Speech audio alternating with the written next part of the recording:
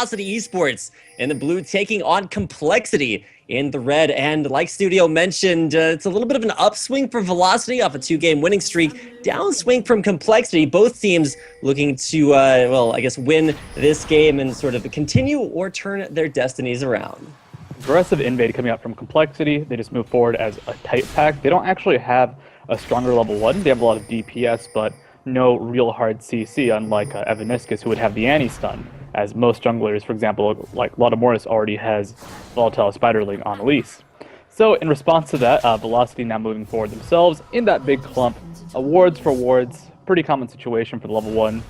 Both teams playing it safely by moving aggressively in response to the enemy team's actions. Now, something interesting to notice is going to be the deep ward placed by CompLexity. It's very far forward in the lane, so really looking to scout out that early lane matchup, well, very early on. Sometimes you'll place it by the double golems, but when you place it that close to the base, it's really going to indicate which lane matchups you're looking at, and that way CompLexity can get the start that they want to go for. It pings out onto Evaniskus walking by that ward, so CompLexity know the duo lane's bottom, and will set up for a 2v1. Now, this is the twist right here. Cris is going mid lane, Fragnatic's going top lane.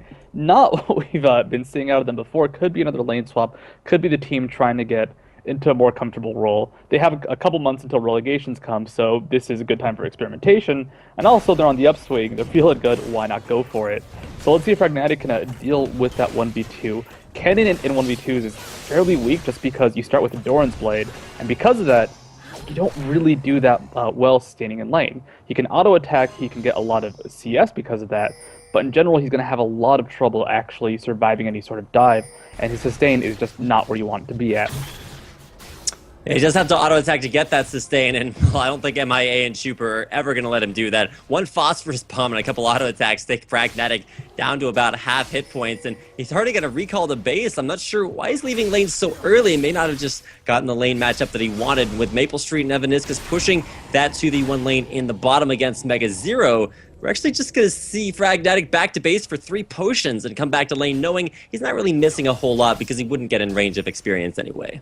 Not a bad trade overall. He's going to make it to the turret. Some creeps will die before he arrives, but given the circumstances, it's better that he goes back to heal and play safe rather than just try and sit underneath the turret, get dove on, and start a snowball early for CompLexity.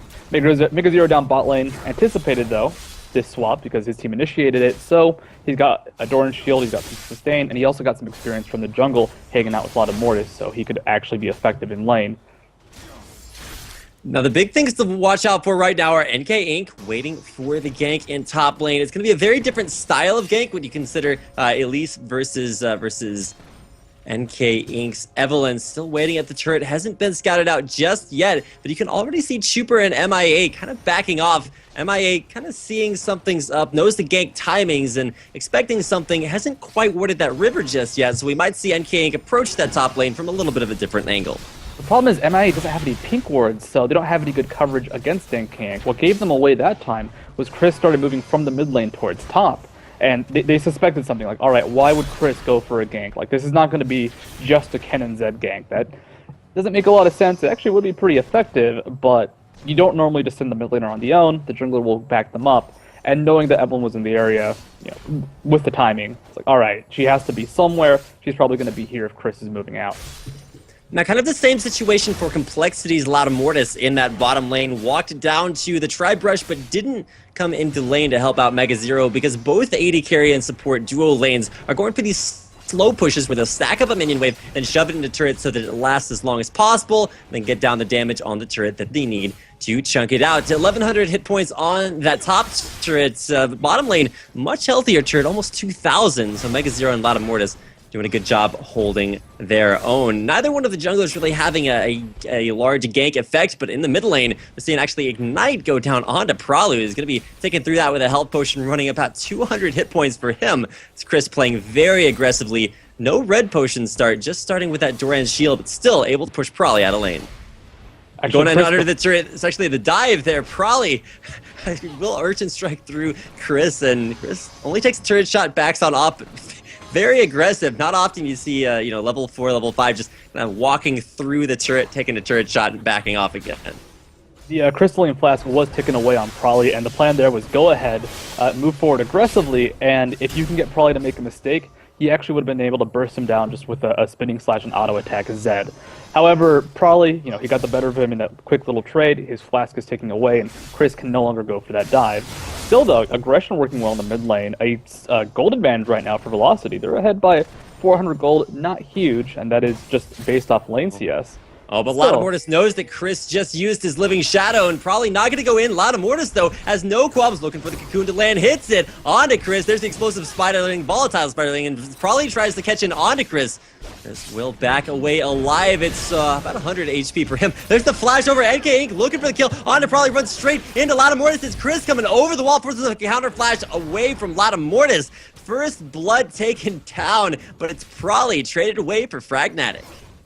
Of course, probably going for that aggressive chase. Once Fizz blows, that playable trickster to move forward, it's just a very risky position to be in if you cannot secure that kill because you are exposed. There's nothing you can do to get out of that situation, especially with the flash already down. And unfortunately for Fragnatic, stayed a bit too long top lane. He uses Lightning Rush for CS as a turret was falling, and as a result, Chuuper just popped down the exhaust, or not Chuuper, but MeyeA popped down the exhaust, and it was an easy kill setup for the CompLexity top lane. And with that kill under their belts, it's going to be top turret going down, bottom turret staying alive. Like we mentioned, MegaZero keeping his turret in a 1v2 much healthier than Fragnatic was able to in that top lane. And I like this lane swap early on by Velocity. They said, hey, Cris is a great Zed player, so we're going to put him mid because he's better at that matchup than Fragnatic would be. Fragnatic playing Kennen up in the top lane in a 1v2, had a little bit of a rough start, but did come out with a CS advantage over MegaZero. The big difference is going to be that CompLexity, with that duo lane in the bottom, are going to go straight for the Dragon. It's 7 minutes very early on, but with Elise's Spiderlings to tank, this looks like CompLexity will secure the first turret and the first Dragon of the game. When it comes to Dragons, if CompLexity doesn't get it the first in the game, it doesn't feel right. They are the team to rush Dragon as much as possible. And you're right, Fragnatic, he's an aggressive, experienced player. Actually, Evaniskus being caught out right now by Chuuper and MeyeA. Take a bit of poke, but be all right in the end. And Fragnatic, he is an aggressive player. He's very, very proficient in solo queue, but you don't run into a lot of 1v2s, and he hasn't been on the team that long. So he's new to the role, he's newer to the 1v2 position, and because of that, it was much more punishing for him to be up in that solo lane. I actually expect that in a 1v1, Fragnatic would have done fine. Not necessarily kill MegaZero, but Kennen versus Renekton is such a strong lane that he can actually usually just survive just by poking and being aggressive. There's not a lot Renekton can do until much later on in the matchup. That's a good point to make because MegaZero, I feel, is almost more comfortable in 2v1s than he is in 1v2s, just because a lot of teams recognize, hey, he's a really, really strong top laner. 2v1ing him is usually a pretty good option. So he winds up in those 1v2s a lot more often. And it feels like a lot of other players, Fragnatic, and in that 1v2, MegaZero is still playing very aggressively against Kennen, who, if I'm correct, should have a little bit of an advantage just as a ranged versus melee champion. Well, that's why he's playing aggressively. If he goes into the fight, if he goes into the fray, actually Cris trading with Brawly up top has no energy, though.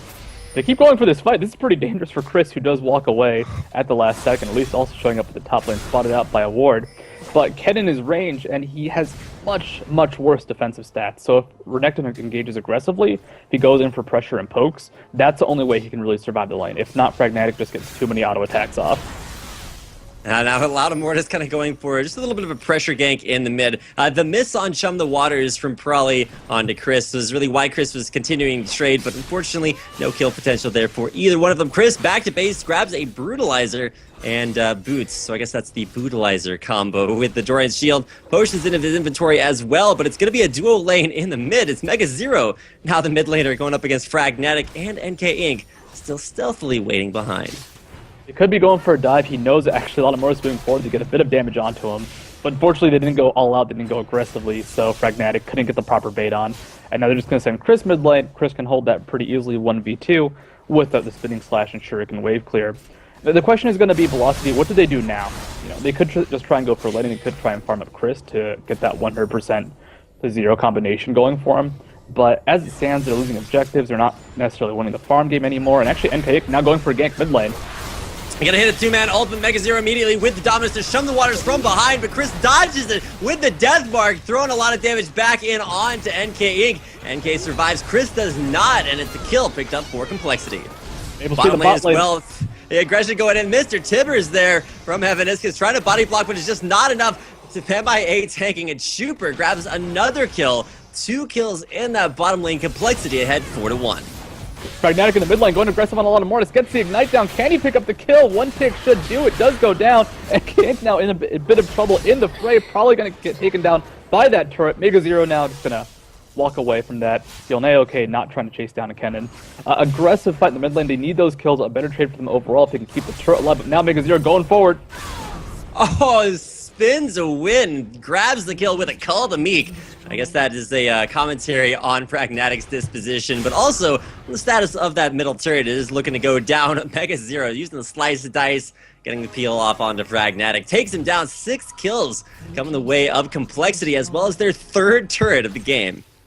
A lot of good map positioning from CompLexity and Velocity. Unfortunately, just couldn't spot it out. For example, in that mid lane gank where NK Inc. and Cris both went on to Lautemortis and MegaZero, probably wasn't on the map anywhere, but with the positioning of the creep wave top, it was very far pushed into Velocity's lane. Most likely they would not send probably that deep into enemy territory, even though Fizz can get away relatively easily. It's risky, and he does have a slow base move speed. So instead, mid lane, he came for the gank, he came for the push, and just caught out Velocity at the perfect time. And then bot lane, I believe MapleStreet actually missed his ultimate as Chuuper Valkyried at the same time. So regardless, the Valkyrie kind of counteracted the ultimate. He wasn't rooted in place. And just that quick Corky damage now coming into play as he has picked up a Triforce. Yes, the Corky damage, something that both our DJ Prius and viewers probably know all too well, and MapleStreet as well, getting a little bit of the schooling in that regard. Now, probably push it down the top lane is going to look to do a little bit of a split push or a fish push in that regard. And while he is up pushing top, it's interesting to see what CompLexity are going for. They're sending both Fragnatic and Cris mid, looking to group for the respawn on Dragon. It's up in about 50 seconds, and already Velocity, knowing they gave the first one away, want to get set up for Dragon number 2.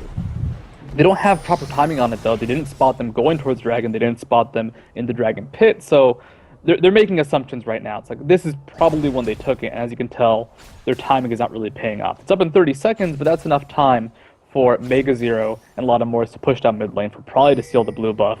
There's a lot of map control now going to CompLexity because, unfortunately, Velocity couldn't pin down the exact Dragon spawn time.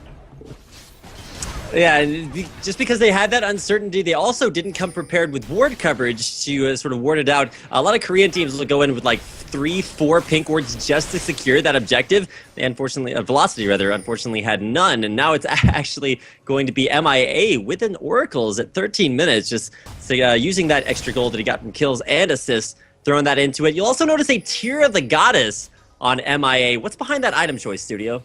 Well, he has a kill. He's ahead as Sona, and MeyeA has always been a, I'd say, more prolific support player in terms that he actually buys items in this current meta. So he picks up the tier. It's good for that sustained push. It's not necessarily the biggest pickup, but it's something that in a long-term, 1-2 minute push, it means he can spam out him and Valor for the attack damage on turrets. He can spam out that Ahri of Perseverance just non-stop to keep people sustained. It's a luxury pickup just because he did so well in lane.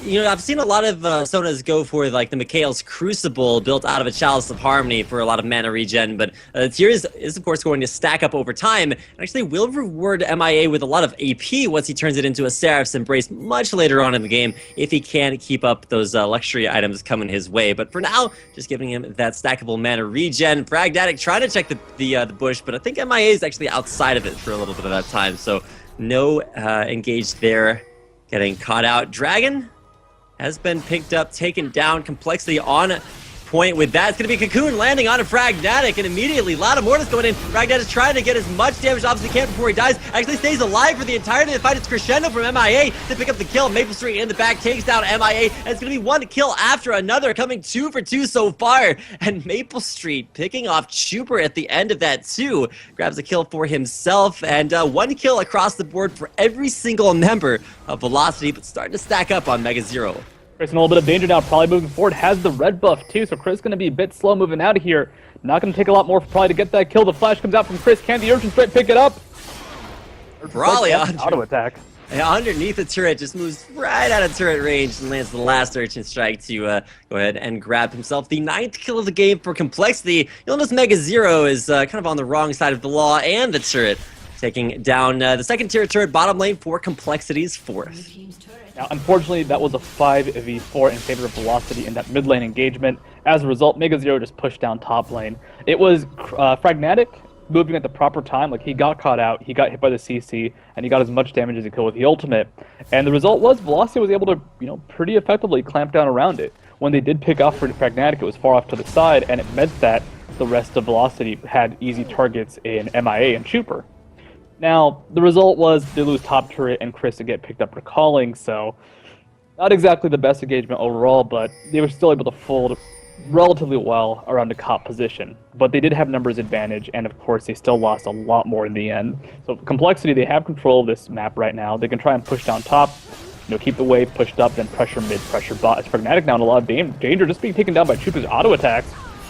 It just goes down. Chuuper literally just clicked on him and then picked up the kill with a little bit of skill and a lot of magic damage there. Phosphorus bomb, and then those rockets being spammed out. Fragnatic's just a little bit overextended. I feel like he didn't realize the damage to come out there. Cris using that living shadow to get back underneath the turret, and knowing that he does not have that mobility, Chuuper's just going to walk between the turrets as well. The entire CompLexity team literally moving in a circular direction, normally called a rotation, come behind the turret and take down 5 turrets. Only outer turret left alive for Velocity is in that bottom lane.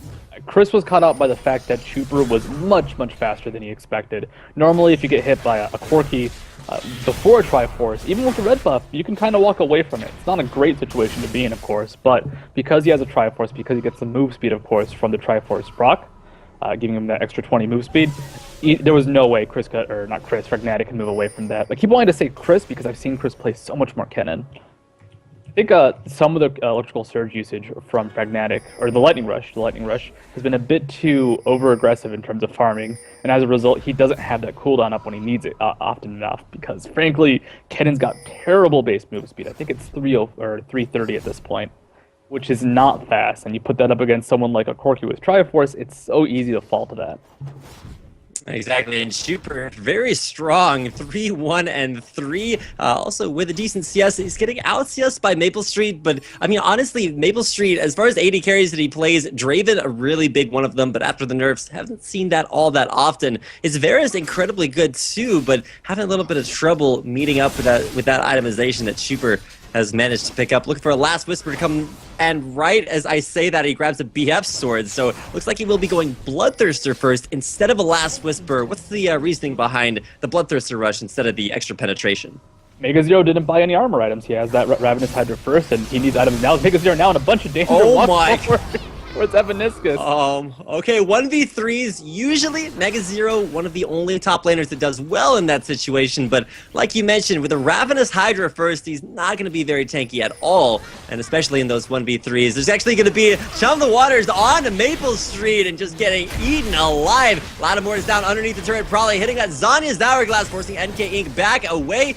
Probably will live, Maplestreet will not, and that will be the first base turret of the game off of just a kind of a base race going on. CompLexity take down the first base turret, they're on to the inhibitor. Same situation for Cris, Fragnatic, and Evaniskus. In the top lane, they're going to look to send actually CompLexity, sending Probably and MeyeA back, knowing they can pick up the inhibitor. Velocity's just a little bit slower. MegaZero there to defend. All he has to do is position so that the inhibitor stays alive. There's actually going to be the stun on to Cris, damage to follow up from Probably. MegaZero getting stunned out for the flash away. Fragnatic disengaging along with a very low health Cris and Evaniskus. Inhibitor stays alive for CompLexity. Not so fortunate. Velocity losing the first one of the game. Probably just a bit too scary. They saw the death mark on Cris, but once MegaZero engaged, once he got his combo down, especially with that Ravenous Hydra proc, too much damage for Cris to stay in the fray, and as a result, they don't get that proper trade. But that was Velocity's big moment. They saw, all right, we picked off MegaZero. There is no defense in our lane. We see everybody else in the map. We know exactly where CompLexity is.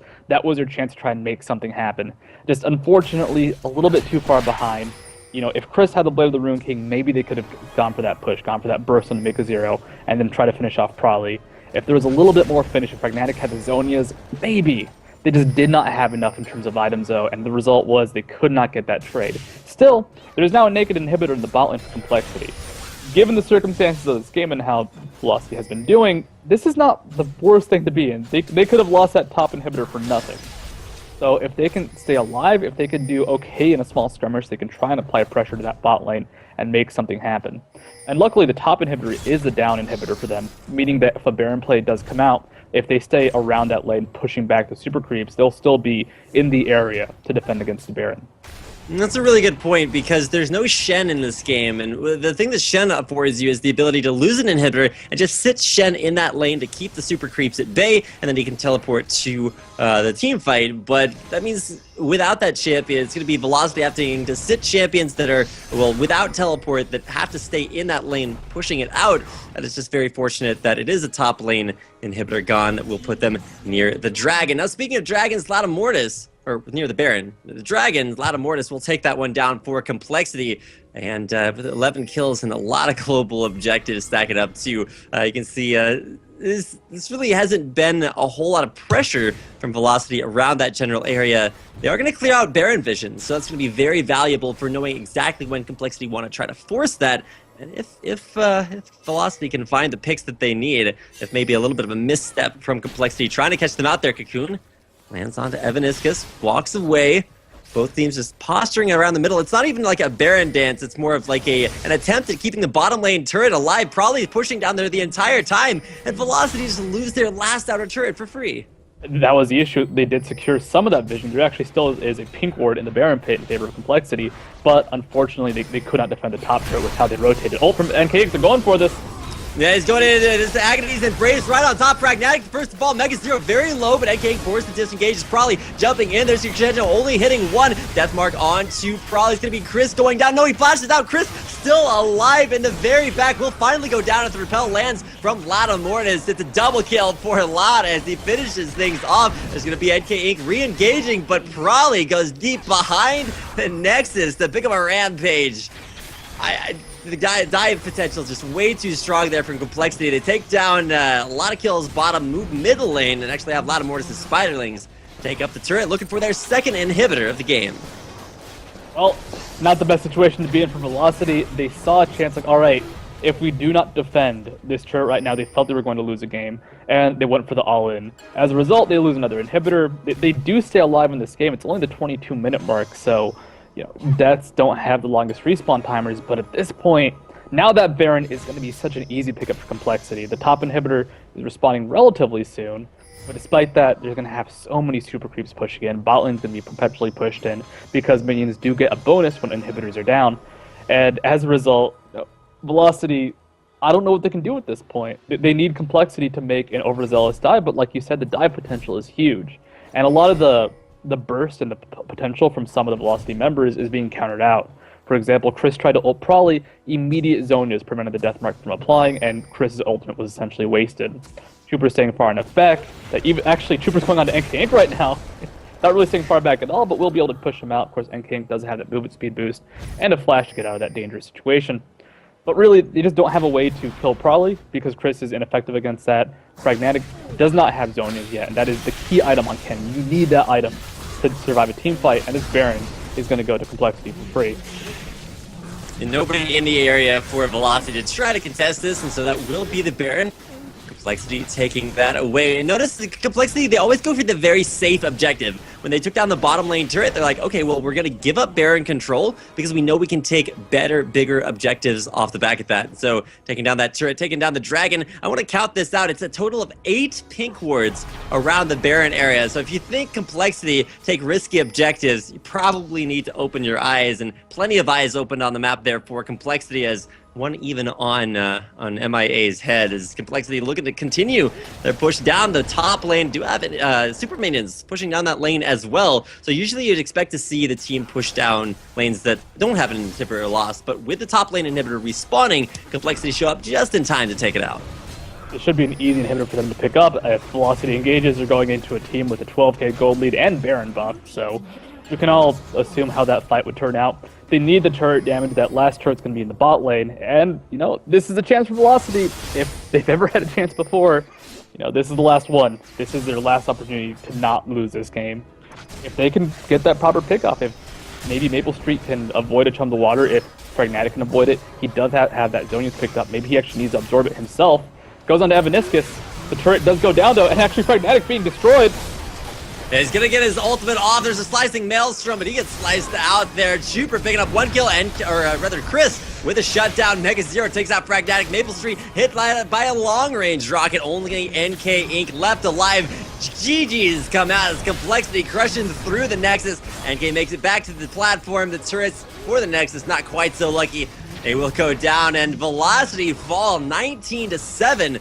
Nice to see CompLexity back in the winning column and turning around their 2-0 losing streak, taking out Velocity 19-7, 11-3, and for the first game of the night, CompLexity are your winners.